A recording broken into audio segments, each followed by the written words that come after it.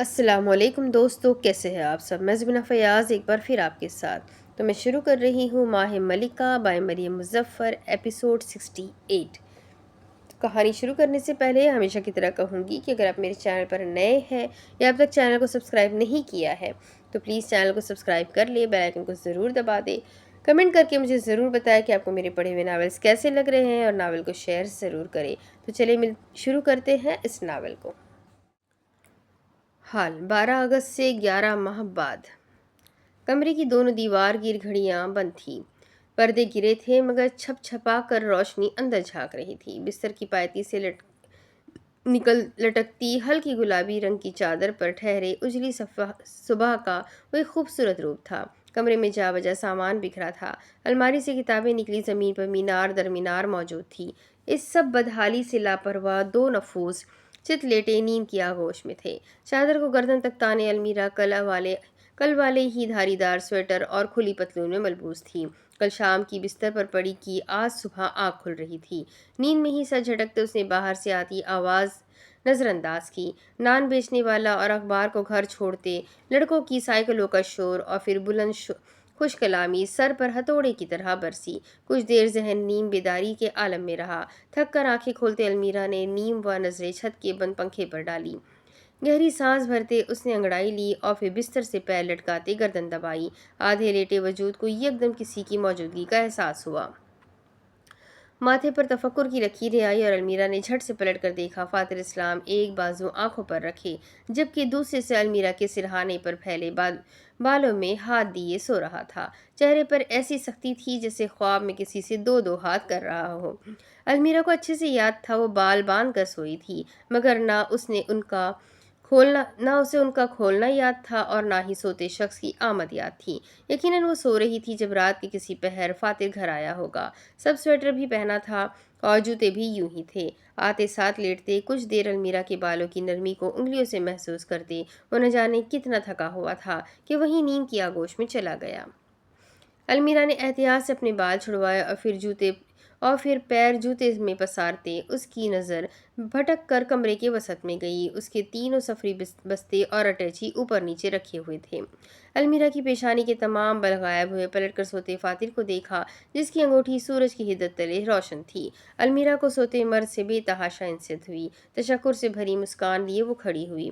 پہلے بستر سے لٹکتے فاتر کے پاؤں جوتے سے آزاد کیے، پھر اٹھاتے انہیں بستر پر رکھا اور چادر درست کی۔ اس کو یوں ہی چھوڑتے پردے درست کیے اور اٹیچ باتھ روم کی جانب بڑھ گئی۔ پیچھے وہ اب نیم اندھیرے میں یوں ہی کرخت چہرہ لیے سوتا رہا۔ شام کے سرمئی اجالے میں جو شے چھپی تھی وہ اب صبح کی شمع میں مزید دگنی لگی۔ کچھ دیر کے لیے اسے لگا وہ کسی قدیم بھوت بنگلے میں آ گئی ہو۔ گھر کی کوئی چیز جگہ پر نہیں تھی۔ لانڈری دیکھنے گئی تو وہ منہ کو آ رہی تھی۔ فرنیچر اور ساز و سامان الگ گندا تھا۔ حد تو یہ تھی کہ فریج بھی خالی تھا۔ سب سے پہلا کام اس نے ملازمہ کو کال کرنے کا کیا۔ المیرا کو کچن کے کاموں کے علاوہ گھر کے کسی کام میں کوئی دلچسپی نہ تھی۔ باورچی خانے کی ہر چیز اور کھانے کا ہر انتظام وہ خود دیکھتی تھی۔ ایک اس چیز میں تو فاتر کی تو میں بھی اس کے نزدیک فضول تھی۔ اس وقت وہ گندے صافی صرف والی پانی میں ڈبو رہی تھی جب گھر کی گھنٹی بجی۔ وہ جانتی تھی دروازے پر کون بیچارہ ہوگا۔ مجھے تو ایسا لگتا ہے جیسے فاتر نے تمہیں گود لیا ہے۔ راشن کا سامان اٹھایا، موذن پر چوٹ کی۔ ان کے گھر کے بیشتر کام وہ لڑکا چو چا کیے بنا کر دیتا تھا۔ بنا جواب دیے وہ اب المیرا کے ساتھ خالی فریج میں سامان رکھوا رہا تھا، گندی ہڈی کے ساتھ بالوں کو گول مول باندھے۔ جہاں المیرا پھرتیلی تھی وہیں وہ لڑکا خاموش مزاج۔ تمہارا بھائی کیسا ہے؟ موذن کا بڑا بھائی بھی ماہ ملکہ کے زد میں آئی مفلسین کے بیچ تھا۔ 2 سال سے وہ اب تک تھراپی میں تھا۔ فاتر نے اس کے بھائی کے علاج کا تمام اخراج اٹھائے تھے۔ بہتر ہے، ایک لفظی جواب۔ اب تو المیرا اس کی عادی تھی۔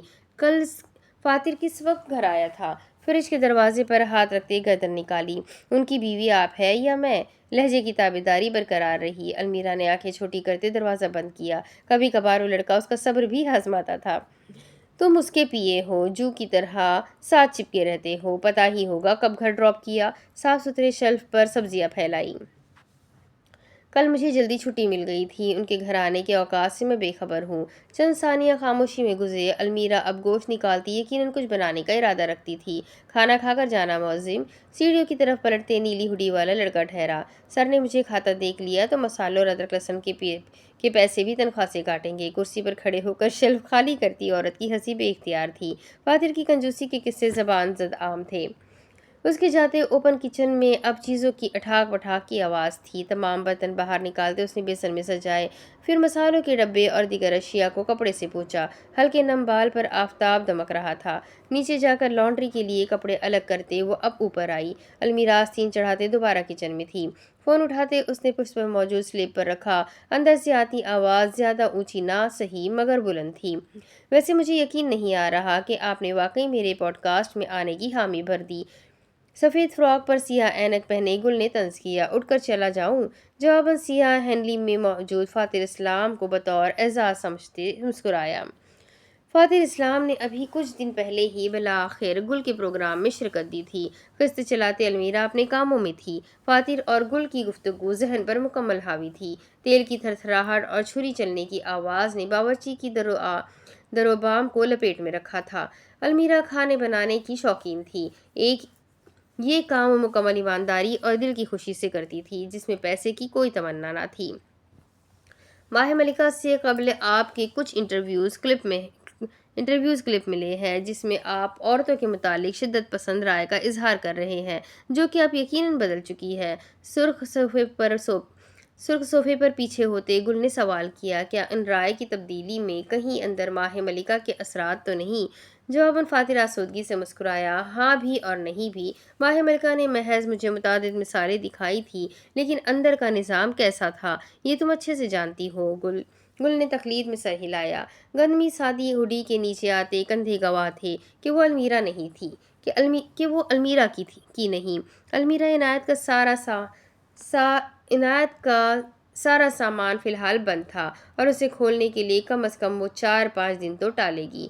فاتر کو دلائی گئی ہڈی فاتر نے تو ایک بار پہنی تھی، البتہ المیرا نے اتنی بار پہنی ہے کہ اب ہڈی بھی اپنا مالک اسی کو مانتی تھی۔ ٹماٹر کی سوس بناتے وہ کوفتے بنانے کا ارادہ رکھتی تھی۔ اس نے میری سوچ کے کھانوں کو جھٹکا دیا۔ میں نے وہاں ایسی عورتیں دیکھی جو اپنے گھر والوں پر سب کچھ دان کرنے کو تیار تھی، جن کی اولین فکر ان کے بچے تھے، جو اپنے شوہر سے ایسے سخت حالات میں بھی وفادار تھی، جنہوں نے اپنی عزت کی نگہبانی کی اور جو عقل و طاقت میں کئی مردوں سے آگے تھی۔ وہ ہاتھ اٹھائے انگریزی میں بول رہا تھا۔ پھر وہاں میں نے کچھ ایسے مرد بھی دیکھے جو وفادار عورتوں کے ساتھ ناقدرے تھے، جو اپنی اولاد کے آنسوں سے بے پرواہ تھے، جو ڈر سہم کر پیچھے لگے رہنے میں آسانی ڈھونڈتے تھے، یا ایسے جنہیں بس خود کی عیاشی اور سہولت عزیز تھی۔ پچھلے 11 ماہ سے المیرا فاتر کو پاکستانی کھانے کھلا کر اچھا خاصا بیزار کر چکی تھی۔ وہ تھا کہ اپنے ملک کے مسالوں کا شوقین، جبکہ المیرا اپنے پاکستانی کھانوں کی دلدادہ۔ خرامہ اس گھر کے چولہے میں کوئی عربی مقامی ڈش پکتی تھی، فاتر شکایت کرتا بھی تو انسنی کر دی جاتی۔ پچھلے 4 سالوں سے اس گھر میں گیس شاید ہی کبھی استعمال ہوئی تھی۔ المیرا کے آتے ہی جیسے گھر کا سب سے پر رونق کونا ہی وہ کچن اور اس کے آگے موجود لاؤنج بن گیا۔ اس تفرق میں مجھے ایک بات کا احساس کروایا کہ نیکی صرف ایک جنس کے ساتھ منسلک نہیں، مرد یا عورت ہونے سے قبل اس انسان کا اخلاص اور وقار اہمیت رکھتا ہے۔ اپنی بات کے اختتام پر وہ مسکرایا۔ میں خود جتنا کہتا تھا کہ عورتوں سے نفرت ہے، وہ تمام باتیں زبانی کلامی زیادہ اور حقیقی کم تھی۔ میرے اندر کی اخلاقیات کسی نہ کسی حد تک مجھ پر بند باندھے تھی، مجھے باؤنڈ کیے تھی۔ بھولنا چاہتے ہوئے بھی مسکرائی۔ اب کیا ماضی کے قصے یاد دلوائیں؟ میری ریکارڈنگ سننے سے بہتر ہے تم مجھے لائیو سن لو۔ گال پر سے ٹکراتی لٹ سے بے نیاز وہ مکمل انہماک سے گھر میں بریڈ بنانے کی تیاری کر رہی تھی، جب ایک دم آوازوں کا تسلسل ٹوٹا۔ المیرا نے بے دھیانی میں گردن پھیری تو فریج کا دروازہ کھلنے کی آواز آئی۔ پوڈ کاسٹ اب بند ہو چکی تھی۔ دھلا دھلایا حلیہ اور کھلی سی سیاہ ٹی شرٹ پہنے فاتر اسلام جھک کر پانی کی بوتل نکال رہا تھا۔ گھونٹ در گھونٹ اندر اتارتے وہ بوتل اٹھائے المیرا کی جانب چلا آیا۔ دوسری منزل خوشبو کا مسکن تھی۔ کیا پک رہا ہے؟ برتن کو ایک نظر دیکھتے عادتاً المیرا کے سر کی پشت چومتے وہ آگے بڑھ گیا۔ وہ 30 دن بعد ایک دوسرے کے روبرو تھے۔ کوفتے چاول مصری کھانے کی جانب اشارہ کرتے المیرا نے توصیف کے لیے سر اٹھایا۔ آتے ساتھ تم نے ہوٹل سنبھال لیا؟ پانی کی بوتل سلیب پر رکھتے فاتر اب بالکنی کے بند دروازے کے سامنے تھا۔ ظاہر ہے جب میرے گھر میں انسان کے بجائے جنات بسیرا کریں گے تو ان کے کھانے پینے کا بندوبست بھی تو مجھے ہی دیکھنا ہوگا۔ برتن میں میدا چھانتے اس نے خفگی سے کہا۔ اس کے میرے گھر پر فاتر مسکرایا۔ میں یہاں ہوتا تو دیکھ بھال کرتا، تمہارے جاتے میں نے کوئی وقفہ لیا ہی نہیں، اوپر نیچے کام میں تو شاید تین چار مرتبہ سے زائد یہاں ٹھہرا ہی نہیں۔ پردے سرکانے کی آواز بیچ اس نے عرضی پیش کی۔ یہ نہیں بتایا کہ تمہاری غیر موجودگی میں یہ گھر میں وزن بن کر سانس کو اکھاڑتا تھا۔ شفاف آسمان پر کل کی برسات کی رمق تک نہ تھی۔ دور دور تک پھیلی کرنوں کا لطف لیتے فاتح نے شیشے کی پٹ کھول دیے۔ ٹراؤزر کی جیب میں ہاتھ ڈالتے اس نے گردن پھیری۔ کچن میں پھیلتی روشنی میں کام کرتی وہ عورت اس کے کسی تصور کا خاکہ نہیں تھی۔ وہ زندگی اکیلے بے معنی رہ کر گزارنے والا شخص، بات بات پر بگڑ جانے والا، خود سے اور اپنے زندگی گزارنے کے ڈھنگ سے لاپرواہ۔ وہ عورت آئی تو گھر گھر بن گیا، زندگی ڈگر پر آ گئی۔ سلیقہ شعار متوازن ہمراہ ہوئے۔ المیرا کے آنے سے قبل وہ 4 دیواری مکان تھی جہاں 6 سال سے ایک باغز تنہا زندگی کاٹ رہا تھا۔ المیرا کے آنے کے بعد وہ 4 دیواری گھر بن گیا جہاں پچھلے 11 ماہ سے 2 رفیق قدم سے قدم ملائے زندگی جی رہے تھے۔ مجھے دیکھنے سے فرصت مل گئی ہو تو ذرا آ کر کام میں بھی ہاتھ بٹا لیں مسٹر اسلام۔ چوکھٹ پر جامد مد سٹپٹا کر سیدھا ہوا، مسکراہٹ دبائے المیرا برتن کھٹاک پٹاک کر رہی تھی جب فاتح جھنجھلاتے ہوئے گردن کی پشت مسل کر رہ گیا۔ ادھر آؤ، وہ ڈائننگ کا میز صاف کرو، سخت گیر حکم دیتے وہ دوسرے ہاتھ سے فرائی پین میں دھنیا چھڑک رہی تھی۔ منہ ہی منہ میں بڑبڑاتے فاتر نے کپڑا تقریباً جھپٹا اور شیلف کی دوسری جانب لکڑی کی میز کرسیوں کے نزدیک آیا۔ ان سب کاموں کے لیے میڈ جب رکھی ہے تو پھر میں کیوں کروں؟ دھول اڑاتے اس نے منہ بنایا۔ ملکہ کی کنیز سے زیادہ ملکہ کا خادم اس کے کام کرتا ہے، ایک ادا سے کہتے وہ اب دوسرے پین میں مکھن پگھلانے لگی۔ دونوں نے ایک دوسرے کو دیکھا اور دونوں بیک وقت ہنسے۔ ماہ ملکہ کے غیر منطقی اور بے وقوفانہ باتوں کا اب وہ یوں ہی وقتاً فوقتاً مذاق بناتے تھے۔ یہاں فاتر نے ڈائننگ کے میز پر موجود المیرا کے 1 دن پرانے گلدستے کو پانی سے بھرے گلدان میں سجایا۔ وہاں المیرا ہاتھوں میں کھانے کے برتن اٹھائے میز کے نزدیک آئی۔ فاتر نے بیچ راہ میں برتن اس کے ہاتھ سے لیتے میز پر سجائے اور اس کی کرسی کھینچتے اپنی کی جانب بڑھ گیا۔ آمنے سامنے بیٹھے المیرا نے اس کی پلیٹ کے کنارے سلاد سجایا تو فاتر نے کھڑے کھڑے اپنے اور اس کے پانی کے گلاس بھرے۔ دونوں اب مصری طرز پر بنے کھانے سے پیٹ کی خالی چوہوں کو منہ چپ کروانے لگے۔ سفید گلدان میں سجے جامنی پھول نے منظر میں رنگ بھر دیا۔ کیسا بنا ہے؟ رغبت سے کھاتا اسے دیکھتے گندمی ہڈی والی عورت پوچھ بیٹھی۔ جانتی تھی فاتر کا جواب کیا ہوگا۔ اپنے ہنر پر بھرپور یقین بھی تھا، پھر بھی ہر مرتبہ تعریف سننے کی ایک الگ ہی خوشی تھی۔ تم جتنی اچھی باتیں بناتی ہو اس سے 2 گنا بہترین کھانا بناتی ہو۔ المیرا کے کندھے خوشی سے پھولتے چوڑے ہوئے۔ منہ میں ڈالے نوالوں کا ذائقہ غیر اہم ہوتا جب لذیذ کا سرٹیفکیٹ فاتح سے موصول ہو جائے۔ کچھ دیر وہ ادھر ادھر کی باتیں کرتے رہے۔ کڑک چائے کے کپ سے اڑاتی بھاپ اور صبح کی روشنی میں نہائے ان کے وجود گھر کو زندہ کر گئے۔ فاتر لاکھ چھپائے مگر المیرا اس کے رویے کی خلش محسوس کر گئی۔ وہ آدمی جھوٹ بولنے میں ناکارہ تھا اور اداکاری تو جیسے خون سے ہی دغاباز تھی۔ ہم مہینہ بعد مل رہے ہیں اور تم نے صحیح سے میرا حال احوال بھی نہیں پوچھا۔ چائے پیتے المیرا نے شکایت کی۔ وجہ کچھ اور تھی۔ دوسری جانب بالکنی پر موجود پودوں کو دیکھتے فاتر نے برا سا منہ بنایا۔ چپا چپا باہر نکلتی مٹی کو صاف کرنے یقیناً اس کا باپ آئے گا۔ اب کیا دیوان لکھ کر حال پوچھوں یا پھر سر کے بل کھڑے ہو کر how are you madam lady کہوں؟ اس کے نپے تلے طنز پر المیرا نے کپ پہ انگلیاں سخت کی۔ کبھی جو یہ آدمی سیدھا جملہ نکال لے۔ ہم اب عادی ہو چکے ہیں، کبھی میں کہاں ہوتا ہوں کبھی تم کہاں ہوتی ہو۔ فاتر کی بات میں کسی حد تک ایک حقیقت بھی تھی۔ ان دونوں کی پیشہ وارانہ زندگی پرواز پر تھی۔ شہر سے شہر اور ملک سے ملک سفر کرنا تو دونوں کے نصیب میں درج ہو چکا تھا۔ اب ایسی بات بھی نہیں ہے، اچھا خاصا وقت تو ہم ساتھ ہوتے ہیں۔ کوفتے کے حصہ کرتے फातिर ने कोई तज़िया ना दिया। आम दिनों में अगर तुम घर से बाहर रहो या मैं सफ़र के बाद वापस आऊँ तो तुम मेरा इस्तकबाल हंस मुस्कुरा कर करते हो। अलमीरा ने महसूस किया वो उसकी आंखों में देखने से गरेज बरत रहा था। यही बात उसे हमेशा बर्छी की तरह चुभती थी। जब जब वो बात छुपाता था अलमीरा अपने खुलूस से एतमाद खोने लगती। कुछ हुआ है क्या? अपना नाश्ता ख़त्म करते अलमीरा ने हद दर्जा प्यार से पूछा।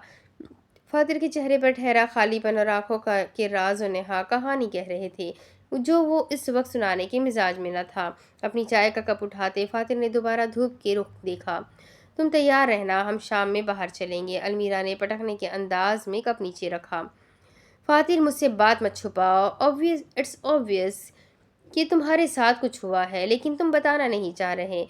हम 1 माह बाद मिल रहे हैं, क्या आज के आज झगड़ा करोगी? मारे बेबसी के वो इस कदर थक कर बोला। अलमीरा सारे जवाज हार गई। हर दलील और सवाल बेवकत हो गया। सूरज के हवाले वाली आंखों में थकन थी और लंबी मुड़ी पलकों पर शब ख्वाबी की चांदनी ठहरी थी। अलमीरा के वालब बंद हुए दिल ने जैसे इशारा किया, ये दुरुस्त वक्त नहीं था। ऐसा नहीं था कि उनके झगड़े नहीं होते, बेतहाशा और भरपूर होते थे, मगर इन झगड़ों के सियाक और सबाक की भनक भी किसी दूसरे के कान में पड़ने न देते। तहम्मुल का इजहार करते अलमीरा ने मेज़ पर मौजूद फातिर के हाथ को अपने दोनों हाथों में लिया। अंबर आंखों की थकन और खुफ्त लम्हे के अंदर अंदर ज़ायल हुई। वहाँ अब बस नरमी थी और ख्याल की चाह। उसका हाथ सहलाते अलमीरा ने आंखें झपकते यकीन दहानी दिलाई। ठीक है, अभी नहीं लड़ती, मगर ऐन कुछ दिनों में हमारा एक धुआंधार झगड़ा ज़रूर होगा। इस मर्तबा अलमीरा की सुस्ती जल्द टल गई। 2 ही दिन बाद वो अपना बोरिया बिस्तर खोले उसे अलमारी में टांग रही थी। जितनी और जिस कदर शॉपिंग की वो शौकीन थी, घर में एक अलग कमरा सिर्फ उसके सामान का मुख्तस था। अगर उसे अलमीरा का वॉक इन क्लोज्ड कहा जाए तो गलत ना होगा। सफ़ेद और रोज़ गोल्ड इम्तजाज से सजा घर का दूसरा हिस्सा साफ सुथरा हिस्सा था। अलमीरा की कुल कायनात जो यहाँ बसती थी, बाहर मुलाजमा लाउंज की सफाई में जुटी थी, जबकि कमरे के खुले दरवाजे से झांको तो अलमीरा एक गदले हरे बैग की जिप खोले साजो सामान की जांच पड़ताल में मसरूफ थी। सबसे ऊपर वो 3 साड़ियाँ थीं जो तोहफतन फारिया और उसके ससुराल की जानिब से मिली थी। लंदन में वो कुछ दिन फातिर की बहन के घर भी ठहरी थी। गुज़िश्ता अरसे में रिश्ते निहायत गहरे ना सही, मगर इतने सर्द भी ना रहे थे। फारिया फातिर से ज़्यादा अलमीरा से बातचीत करती थी। फातिर का ननियाल उससे ज़्यादा अलमीरा की राह में आंखें लगाए होता था। उसकी पुश्त पर ख़ानदान से दूरी और माँ बाप की गैर मौजूदगी की बातें अब भी होती थी। अलमीरा को उनसे चंदा गर्ज न थी जब तक वो अपने हाल में खुश थी। हल्के सब स्वेटर और सियाह शर्ट ट्राउज़र में बाल कैचे से बांधे अलमीरा ने तीनों साड़ियाँ निकाली। उठकर कोने में मौजूद एक दराज खोला और रेडियो के बल बैठी। सामने ही ऐसी 4-5 मस्जिद थी, मगर तर्ज और रंग मुख्तलिफ। हल्की गुलाबी बनारसी साड़ी पर नज़र पड़ी तो चेहरे पर बेइख्तियार एक खुशकुन मुस्कुराहट ने अपने रंग बिखेरे। किसी हसीन याद के तहत उसने वो लिबास निकाला और हाथों की पोरों से उसे छूते गई। उनकी शादी को अभी बमुश्किल 1 माह हुआ था जब ईद-उज़-ज़ुहा के चांद ने आसमान पर रोशनियां बिखेर दी। सारे मुल्क में जश्न का समा था और कुछ ऐसा ही माहौल उनके घर में भी था। आज ईद का दूसरा रोज़ था और फातिर अलमीरा ज़ुबैर के घर मदऊ थे। इस वक्त इस लाल ईंटों और खुले पटवाले कुशादा खिड़कियों से आती तरोताज़ा ईद की खुशी ने चारों ओर से मकान को लपेटा था। फातिर अभी ज़ोहर की नमाज पढ़कर घर आया था। सफ़ेद टखनों तक आता मकामी लिबास पहने लाउंज में कदम दरामद करते ही वो अलमीरा को पुकारने लगा। मलिका तैयार हो गई तो नीचे आ जाओ। साथ ही साथ वो दीवार पर नस्ब टीवी का रिमोट तलाश करने की जद्दोजहद में सोफ़ों का आवा बिगाड़ने लगा। अलमीरा, ज़ुबैर का फ़ोन आया था। पूछ रहा था कि कब तक निकलोगे। गर्दन फेर कर एक और आवाज़ मारी और ढूंढने का मशगला जारी रखा। मिसेस फातिर। मुस्कुराहट दबाते ये नाम वो तभी लेता था जब खुशी का आलम आसमान चाक जाए। यहाँ उसको 2 गद्दियों के बीच धंसा रिमोट मिला। वहाँ पुश्त पर बनी सीढ़ियों से कदम की धमक सुनाई दी। बेध्यानी में पलट कर देखा तो वहीं का वहीं रह गया। रिमोट पर गिरफ्त ढीली थी, मगर सफ़ेद जलेबिया पहना मर्द अब उस तकनीकी आले से लापरवाह था। ہلکی گلابی بنارسی ساڑی پہنے المیرا سیڑھیوں کے اختتام پر کھڑی تھی۔ سینے تک آتے ریشمی بالوں میں نازک بل تھے، جبکہ دو لٹیں گول ہوئی چہرے پر جھول رہی تھی۔ گردن اور کان میں نازک آویزے تھے۔ سامنے ہاتھ باندھے وہ کچھ تکلف اور ہچکچاہٹ کے ساتھ فاتر کو دیکھ رہی تھی، جو اب تک اسی محویت کے عالم میں نیم رخ پر ساکت تھا۔ اس کی خاموشی سے جھنجھلاتے المیرا نے ساڑی کا پلو سنبھالتے خود ہی ماحول کا سناٹا توڑا۔ یہ تمہاری خالہ نے دی تھی شادی کا تحفے میں۔ ذرا سا جھول کر اس نے پلو ایک جانب لہرایا۔ پہلی مرتبہ پہنی ہے میں نے۔ اتنے ٹیوٹوریلز دیکھے، یوٹیوب کھنگال دیا، مگر منہ انٹرنیٹ کو ایک ساڑی باندھنی نہیں آتی۔ وہ تو بھلا ہو فاریہ کا، اس نے ویڈیو کال پر مجھے یہ پہننا سکھائی ہے۔ گلے میں موجود پتلی مالا پر ہاتھ پھیرتے اب اس کی آنکھوں میں شک ہلکورے لینے لگا۔ لباس کے ہلکے رنگ سے اس کی آنکھوں کے گہرے رنگ نمایاں تھے۔ فاتح نے سر سے پاؤں تک المیرا کے سراپے پر مکمل حق سے نگاہ ڈالی۔ وہ جس کا اعتماد پہلے ہی ڈگمگ تھا، فاتح کے انداز پر سٹپٹاتے اس نے ادھر ادھر دیکھا۔ قدم قدم چل کر قریب آتے وہ اب تک یوں ہی مبہوت تھا۔ 2 قدموں کے فاصلے پر کھڑے ہوتے فاتح نے سینے تک آتی عورت کے چہرے کا ہر نقش دیکھا۔ المیرا کبھی نظر ملاتی، کبھی جھکا کر پھیر لیتی۔ ہاتھ بڑھاتے اس نے المیرا کے مہندی سے سجے ہاتھ تھامے، اس کی کلائی میں موجود سونے کے کنگن کو انگلی کے لمس سے کھنکایا۔ اب کے بیزار ہوتے المیرا بالآخر وہی پوچھ بیٹھی جس کو نہ پوچھنے کا وہ طے کر کے اتری تھی۔ اب بتا بھی دو کیسی لگ رہی ہوں۔ زلفوں کے ہالے میں چھپے سفید گلابی چہرے پر بے صبری تھی۔ داڑھی سے پاک بھورے چہرے پر مسکراہٹ دوڑی۔ فاتح کا چہرہ جیسے کھل اٹھا۔ انگوٹھے سے المیرا کے ہاتھ کی ہڈی سہلاتے اس نے دونوں ہاتھ اٹھاتے آنکھوں سے لگائے۔ اگر فاتح کی گرفت نہ ہوتی تو وہ باقاعدہ ڈھہ جاتی۔ مکمل لگ رہی ہو۔ ایک بھرپور سانس میں مہندی اور المیرا کے کولون کی مہک اندر اتارتے اس نے بند آنکھوں کے پار مسکراتے ہوئے کہا۔ المیرا لاجواب رہ گئی۔ چہرے کا گلابی رنگ گہرا سرخ ہوا۔ ہاتھ ہٹاتے جو ہی فاتح سے نظر ملی اس کا دل پسلیاں توڑ کر باہر آیا۔ آگے جھکتے فاتح نے المیرا کی ناک سے اپنی ناک مسکی۔ وہ جو پچھلے حملے پر شرما رہی تھی، اس پر دل میں روکی مسکراہٹ ہر بند اور بیڑ توڑتے آزاد ہوئی۔ گردن جھکا کر مسکراتے وہ شرمانے لگی۔ اس کے چہرے پر جھولتی لٹ کو انگلی پر لپیٹتے فاتح کچھ اور بھی کہنے کی امید رکھتا تھا، جب جیب میں موجود فون نے چنگاڑتے ہوئے اس کی امید پر پانی پھیر دیا۔ ایک ہاتھ سے جیب ٹٹولتے جبکہ دوسرے سے المیرا کی انگلیوں میں اپنی انگلیاں بھیجتے وہ اب زبیر سے کال پر بات کرنے لگا۔ فون کی چنگاڑتی آواز نہ ہوتی تو المیرا ماضی کے سمندر میں ڈوبی رہتی۔ گردن دائیں بائیں ہلاتے اس نے حالیہ وقت میں آواز کا تعاقب کیا۔ ملازمہ دوڑتے ہوئے آئی اور المیرا کا فون تھمایا۔ اسکرین پر جگمگاتے نام کو دیکھتے مسکراہٹ میں شرارت اور خوشی ایک ساتھ آئی۔ میری مدد کرو نا، میں سوچ سوچ کر مر جاؤں گی۔ دوسری جانب گلجان کی بھررائی ہوئی آواز سنائی دی۔ 25 سالوں میں نہیں مری، آگے بھی ہم جھیل ہی لیں گے۔ کپڑوں کو ان کی جگہ پر ترتیب دیتے اس نے فون ایک ہاتھ سے کان سمیٹ لگایا تھا۔ تم لوگوں کی خیر ہے، مگر وہ جس نے سہنا ہے کہیں منگنی کے روز ہی منہ پر انگوٹھی نہ دے مارے۔ المیرا کو مکمل یقین تھا فکر کے مارے وہ ناخن چبا رہی ہوگی۔ اتنا بیوقوف بھی نہیں زبیر کہ کرتے دھرتے پر صرف ایک انگوٹھی مارے، پورے کے پورے کیک سے تمہارے منہ پر وار کرے گا۔ ہنستے ہوئے وہ اب باقی سامان جگہ پر رکھنے لگی۔ تم فارغ ہو تو لوکیشن بھیج رہی ہوں، یہاں آؤ۔ منگنی کے لیے جو پچھلا گاؤن فائنل کیا تھا اس کے دیکھتے زبیر کی ماں نے لاہور پڑھ دیا ہے۔ اب مجھے یہیں کہیں قاہرہ میں کوئی دکان دیکھنی ہوگی۔ المیرا نے ایک نظر دیوار گیر گھڑی پر دیکھی اور پھر اپنے پھیلاوا کو۔ کیا وہ شاپنگ کو انکار کر سکتی ہے؟ باہر صوفے کی گرد جھاڑتی ملازمہ بظاہر تو کام کر رہی تھی، مگر کان اس کے المیرا کے جواب پر ہی لگے تھے۔ کیا اس کی مالکن شاپنگ کو انکار کر سکتی ہے؟ یہ پرفیکٹ ہے، ایک دم پرفیکٹ، میرا ڈریم ڈریس۔ تو ثابت ہوا المیرا واقعی شاپنگ کے لیے کچھ بھی ٹال سکتی ہے۔ اس وقت ڈاؤن ٹاؤن قاہرہ کے ایک روسی لباس کی بوتیک میں وہ گلجان کی ڈیسٹینیشن انگیجمنٹ کا لباس حتمی کرنے بیٹھے تھے، جہاں گل ہر اگلے جوڑے کو دیکھتے وائے وائے یہ تو لاجواب ہے، واللہ میں یہی پہنوں گی کہتی وہیں المیرا ناک بھوے چڑھاتے ہائے ہائے یہ تو نرا بکواس ہے، خدا قسم میں تو یہ نہ پہنتی کہہ کر اس کے حوصلے کو جھاگ کی طرح بجھا دیتی۔ وہ کوئی 12 جوڑے یوں ہی پہن کر مسترد کر چکی تھی۔ بوتیک کی 3 ملازم بھی اب اکتائے ہوئے مصنوعی دلچسپی لیے ان کے سروں پر سوار تھی۔ بھورے کوٹ پر سیاہ ٹراؤزر شرٹ پہنے المیرا کے بال آدھے کیچر میں تھے، جبکہ گردن میں نازک سا سرخ مفلر بندھا تھا۔ بھرپور انصاف کرتے اس نے گل کو دوسرا گاؤن پہن کر آنے کا کہا۔ کچھ دیر بعد نیلے پردے ہٹے اور ایک گول اونچائی پر کھڑی گل مدھم گلابی رنگ اور بہار کے تاثر جیسے ریشمی گاؤن میں ملبوس تھی۔ دونوں گال پر ہاتھ رکھے وہ خود کے حسن سے خیرہ ہو کر رہ گئی۔ گزرتا وقت اس کے اعتماد کو تراش رہا تھا اور اس کی شخصیت کو نکھارے بنا نہ ٹلا۔ عید الفطر کے ہفتے بعد ان دونوں کی استنبول میں منگنی کم اور بیچلریٹ پارٹی زیادہ تھی۔ یہی چاہیے تھا مجھے، ہاں بالکل یہی، رائے کی خاطر جوشیلے انداز میں دوست کو دیکھا۔ زبیر کی ماں نے اگر ہونے والے بہو کے ننگے بازو دیکھ لیے تو گلاتا ٹاور سے چھلانگ لگا لے گی۔ چائے کی چسکی لیتے گل کے سلیو لیس بازو کی جانب اشارہ کیا۔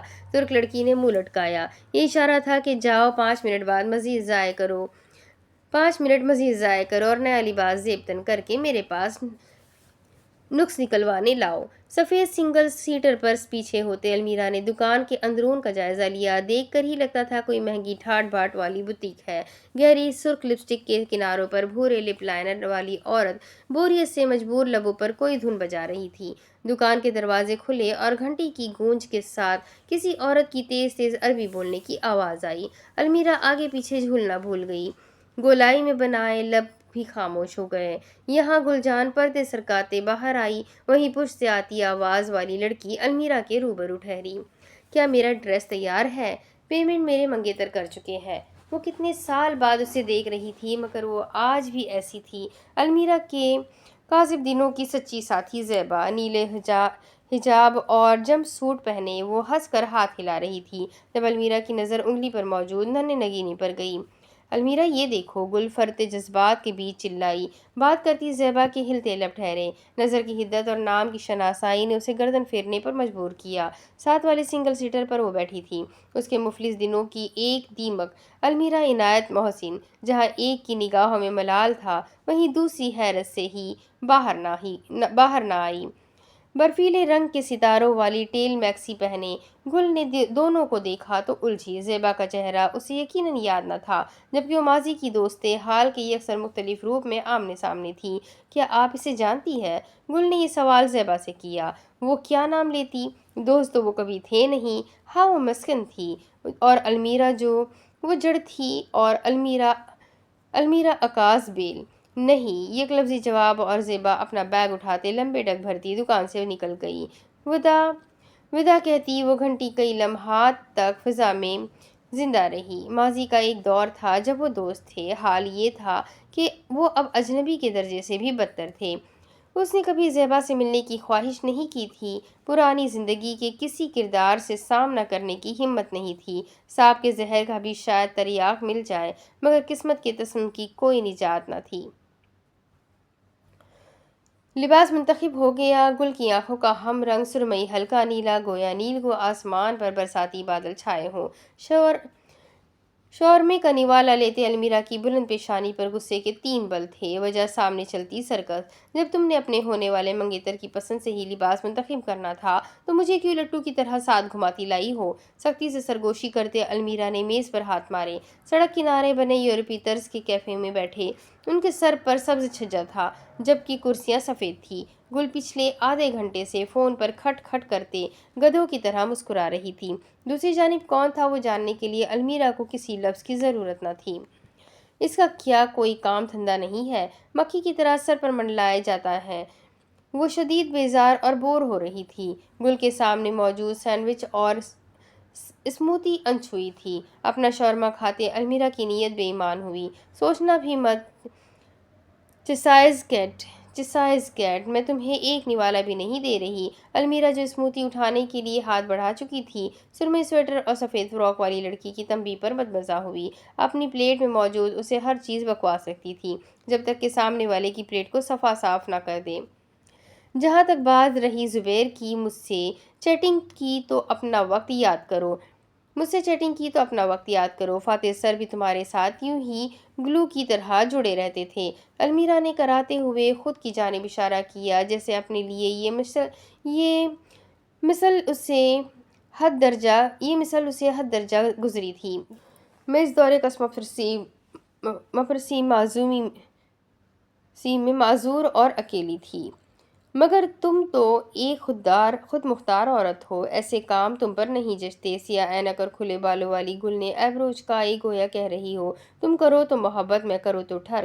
المیرا نے جواباً آنکھیں گھماتے اپنی کولڈ ڈرنک کا اونچا گھونٹ لیا۔ زیبا کے متعلق نہ گل نے پوچھا، نہ المیرا نے بتانا اہم سمجھا۔ وہ ماضی کی بس ایک دستک تھی جسے نظر انداز کر دینا ہی بہتر تھا۔ تمہاری انگوٹھی میں 3 اور فاتح سر کی انگوٹھی میں 1 بینڈ کیوں؟ اپنی اسموتی ایک ہاتھ میں لی جبکہ دوسرے سے المیرا کا بایاں ہاتھ تھاما۔ رنگ فنگر میں پہنے وہ 3 مختلف سونے کے پٹے اور ان کے موجود ایک ہیرو کا نازک سا بینڈ المیرا کی شادی کی انگوٹھی تھی۔ گل اپنے تازہ مینیکیور والے ناخن سے اس کی نشانی گھما رہی تھی، جبکہ المیرا اور شاید کہیں بہت پیچھے سفر کر چکی تھی۔ وجود وہاں تھا، ذہن غیر حاضر۔ ان کی شادی کا تقریباً 7واں ماہ چل رہا تھا جب المیرا کو ایک امریکی پروڈیوسر نے اپروچ کیا۔ گورو کو دوبارہ کیڑا کاٹا تھا کہ دنیا میں ہوئے ایک سانحے کو تروڑ مروڑ کر نیٹ فلکس کی سیریز بنائی جائے۔ اسی سلسلے میں وہ کچھ ایسے نامور لوگوں سے ملاقات کر رہے تھے جو اس مرحلے کے عینی شاہد ہو۔ المیرا کیونکہ وہ واحد تھی جو اس موضوع پر غمگین یا خوفزدہ ہونے کے بجائے سر عام کسی قصے کی مانند لوگوں کو سناتی تھی۔ اس کا مقصد انقلاب لانا نہیں، محض قصہ گوئی تھا۔ آگاہی اور انقلاب کے لیے خدا نے اسے ایک عدد شوہر جو دیا تھا۔ اس سیریز کی سرمایہ کار گروہ نے ملاقات کے لیے المیرا سمیت باقی بھی کچھ افراد کو لندن بلایا تھا۔ لکھاری اور مصنفین کے ساتھ مل کر المیرا پہلی مرتبہ اسکرین پلے میں اپنا حصہ ڈال رہی تھی۔ وہ اکیلے جانے پر کچھ گھبرائی ہوئی تھی۔ قسمت کا کچھ کرم ایسا ہوا کہ فاتر کا ارادہ ساتھ جانے کا بن گیا۔ وجہ تھی فاریہ۔ شرم کرو، کچھ شرم۔ میری شادی کو اتنا عرصہ ہو گیا، مگر مجال ہو جو تم کبھی دوسری مرتبہ ملنے آئے ہو۔ میرے سسرال سے پہلے یہ تمہاری خالہ کا گھر ہے۔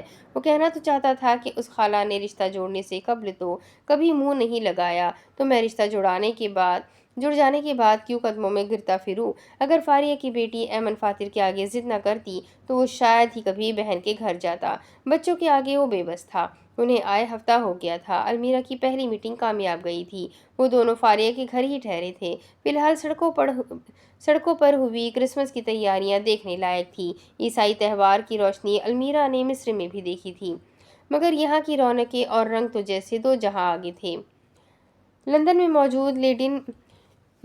موجود لیڈین ہال مارکیٹ بھی چندہ مختلف نہ تھی، بلکہ یہاں تو جیسے لوگوں کا سیلاب بہتا ہوا آ رہا تھا۔ اوپر سے بند چھت، اندر موجود عمارات اور لوازمات سے چمچم کرتی دکانیں اور بوتیک زرد اور سنہری بتیوں سے منور تھے۔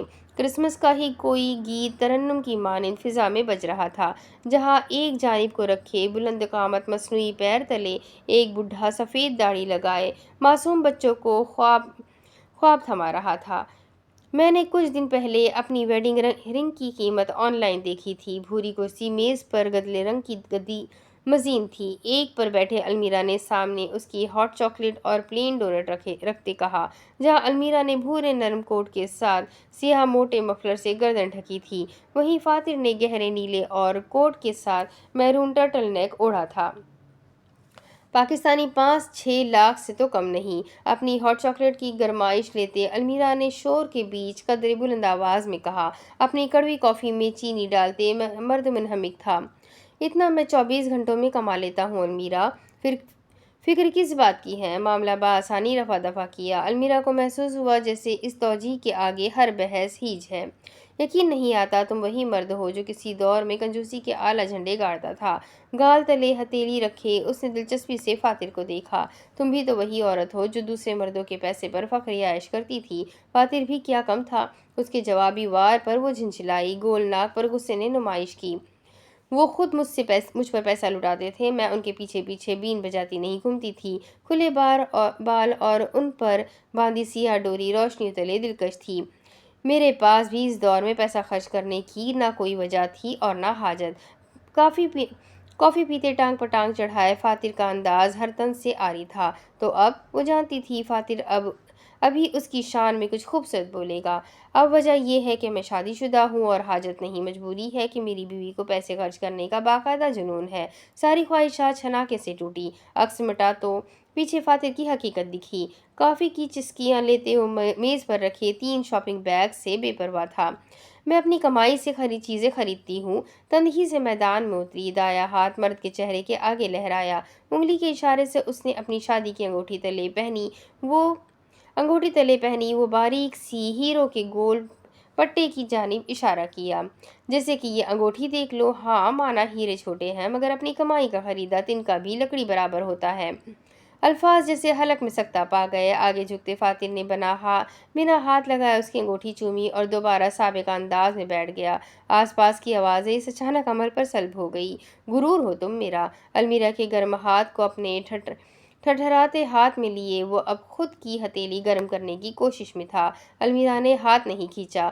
وہ اب اس یکبستہ لمس کی عادی ہو چکی تھی۔ اپنے دونوں ہاتھوں میں اس کے میز پر دھرے ہاتھ کو رگڑتے وہ انہیں حدت بخش رہی تھی۔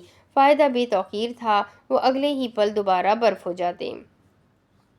اپنے گول بھرے ہاتھ میں فاتر کی بھوری انگلیاں دباتے یکدم اس کی نظر انگوٹھی پر گئی۔ پلاٹینیم کی وہ نشانی جس پر المیرا کا نام کندہ تھا، ہمیشہ اس کی دھڑکن پر پہرے ڈالتی تھی۔ پل بھر کو اس کے ذہن میں بھگدڑ ہی مگدڑ مچی رہتی۔ ہال کی روشنیوں میں کرسمس کے گیت بیچ فاتر نظر دوڑائے دنیا کا جائزہ کر رہا تھا۔ میرے 3 بینڈ ہیں اور تمہارا 1 کیوں؟ تجسس سے چمکتی نظریں، مگر سوال سادہ تھا۔ فاتر نے ٹھٹکتے سفید مفلر والی عورت کو دیکھا۔ المیرا کے دونوں ہاتھوں میں بھی اس کی انگلیاں تھیں۔ میرے کے ساتھ 2 اور بھی تھے۔ تو وہ کدھر ہے؟ لمحے کے انتظار کیے بنا جھٹ سے پوچھا۔ فاتر نے کپ کی سطح سے اپنی بیوی کا لاعلم چہرہ دیکھا۔ رکھے ہوئے ہیں، خدا نے ہمیں اگر بیٹیاں دی تو وہ 2 ان کے۔ موسم کا اثر تھا یا فاتر کے جملے کا جادو کہ المیرا کی گال میں چہرے کا سارا رنگ سکڑ گیا۔ یکٹک اس مرد کو دیکھتے اس کا ذہن الفاظ سے عاری ہوا۔ ان کے مابین بچوں کو لے کر یہ پہلی گفتگو تھی، اور اگر 2 سے زائد بیٹیاں ہو گئی تو؟ نظر جھکاتے اس نے ہاتھ پیچھے کھینچے۔ تو جو 1 ان کو ملے گا ویسا ہی 1 تم بھی اپنے اسٹاک میں ڈال لینا۔ اس سے قبل المیرا ہاتھ مکمل دور کر لیتی، فاتر نے لمحے کا توقف لیے بغیر اس کی کلائی پکڑی اور اپنی انگلیاں اس کی انگلیوں میں باہم پھنساتے مکمل ہاتھ مٹھی میں لیا۔ المیرا کے دوسرے ہاتھ میں لرزش ہوئی، زبان تالو سے جڑ کر رہ گئی اور لب سختی سے ملاتے وہ شرمیلی مسکراہٹ کو آنے سے روکنے میں کوشاں تھی۔ لندن کے متعلق اپنے سابقہ سفر کے قصے المیرا کے گوش گزار کرتے وہ اب بھی ان دونوں کے ہاتھ یوں ہی ملائے مطمئن سا بول رہا تھا۔ اب اس کے آگے کی کہانی میں آپ کو اگلی ویڈیو میں سناؤں گی کہ اس کے آگے کیا ہوگا۔ ویڈیو نیکسٹ والا لاسٹ ہے اس کہانی کا آخری ایپیسوڈ۔ تو آئی ہوپ آپ سب اس کے انتظار میں ہوں گے، اور مجھے بھی بڑا مزہ آ رہا ہے۔ اس کا اینڈ تو پڑھنا ہی ہے۔ فاتر اور المیرا کا تو کیا ہی کہنا، ان کی لو سٹوری مائنڈ بلوئنگ ہے۔ تو بس ملتے ہیں اگلے ویڈیو میں، تب تک کے لیے اپنا خوب سارا خیال رکھیں، مجھے بھی دعاؤں میں یاد رکھیں۔ ویڈیو کو لائک کرنا بالکل نہ بھولیں۔ چینل کو اگر اب تک سبسکرائب نہیں کیا ہے تو سبسکرائب ضرور کر لیں۔ تو چلیں، اللہ حافظ۔